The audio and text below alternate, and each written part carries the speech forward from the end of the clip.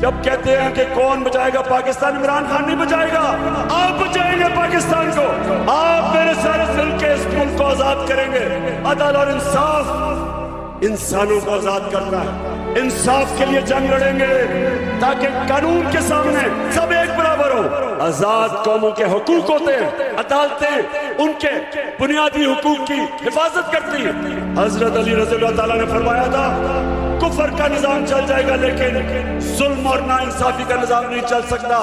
پاکستانیوں یہ نظام نہیں چل سکتا، ہم نے اس کو بدلنا ہے۔ دنیا کے سب سے عظیم لیڈر کی آمد ہے، ہم میرے وکیل نہیں ہیں، ہم وہ لوگ نہیں کہ جو بند کرو فیصلے ہوں کہ جناب آج یہ چھوڑیں تو کل اینار مل گیا، پھر ان کو چھوڑنا ہو گیا، پھر ان کو اینار مل گیا، اور قوم کو بھی کہیں کہ قوم بھی بھیڑ بکریوں کی طرح کبھی ادھر ڈنڈے مار کے ہمیں کبھی ادھر دے دیں اور کبھی ہمیں ڈنڈے مار کے ادھر دے دیں۔ یہ دن چلے گئے، ختم ہو گئے۔ قوم اس قوم کی ڈیمانڈ کرتی ہے قانون کی بالادستی، انصاف